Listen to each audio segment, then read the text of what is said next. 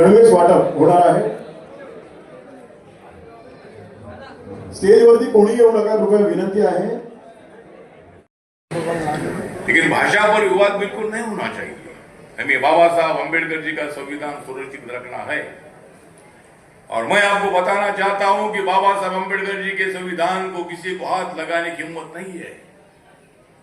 जो बाबा साहब अम्बेडकर जी के संविधान को हाथ लगाएगा तो उसका सत्यानाश होगा। संविधान कभी बदल नहीं सकता है। संविधान बाबा साहब ने सोचकर संविधान बनाया है। बाबा साहब अम्बेडकर उनके समाज पर गांव के बाहर रहने का अनेक साल लोग गांव के बाहर रहे, उनको अछूत बोला जाता था, मंदिर में प्रवेश नहीं था, गांव के कुएं में पानी भरने का मौका नहीं था।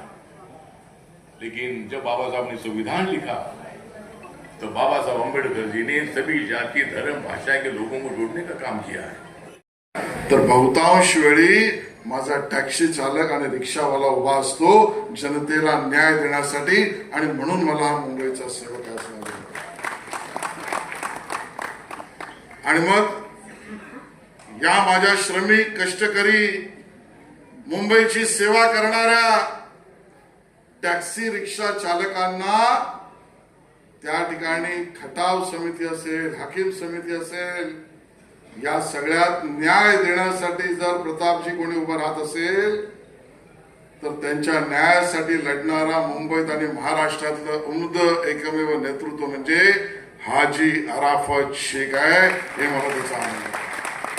तो हिंदी समझ नहीं आती है तो मराठी में बात करते, कभी कभी झगड़ा हो जाता है, पुलिस स्टेशन तक झगड़ा पहुंच जाता है, एफआईआर होता है, लड़ाई झगड़ा। तो महाराष्ट्र की महायुति की सरकार को पसंद नहीं है, क्योंकि जो आप लोगों के साथ भी लड़ाई झगड़ा करते हैं तो महाराष्ट्र की सरकार उनको अंदर डालने का काम करते हैं। इतने गृह मंत्री और मुख्यमंत्री हमारे खंबीर और स्ट्रांग है।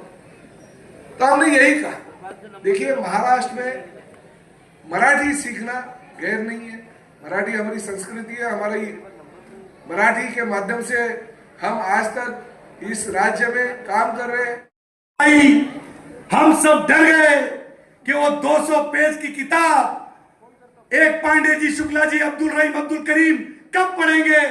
सुबह जब रिक्शा वाला घर से निकलता है, टैक्सी वाला घर से निकलता है, तब शाम में जब जाता है तो उसका घर का चूल्हा जलता है। वो कब मेहनत करेगा, कब पढ़ाई करेगा।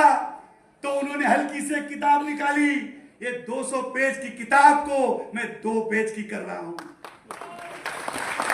और उन्होंने कहा कि सभी नागरिक पर, मुंबई के रहवासियों पर, रिक्शा चालक और टैक्सी चालक को इंसाफ मिलेगा। मंत्रालय में मीटिंग लगाऊंगा और आपको मनोगत व्यक्त करण्यासाठी विनंती करतो। जोरदार टाळ्यांचा बाबासाहेब आंबेडकरांचा। यानंतर आजच्या कार्यक्रमावर मनोगतपर 2 शब्द बोलण्यासाठी मी विनंती करतो आदरणीय नेते, महाराष्ट्र राज्याचे माजी कॅबिनेट मंत्री, अल्पसंख्याक भेट स्वरूपामध्ये देण्यात येत आहे। विश्वरत्न डॉक्टर बाबासाहेब आंबेडकर यांची प्रतिमा या ठिकाणी व संविधान भेट देऊन त्यांना या ठिकाणी यशोतीचा असा सन्मान आदरणीय अतुल साहेब, दलित समाजाचा अत्यंत संपूर्ण भारतामधील प्रभाव।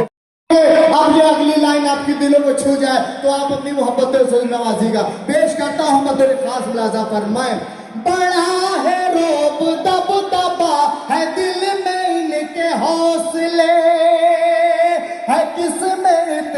आदरणीय रामदासजी आठवले साहेब यांचं या ठिकाणी या व्यासपीठावर आगमन होत आहे।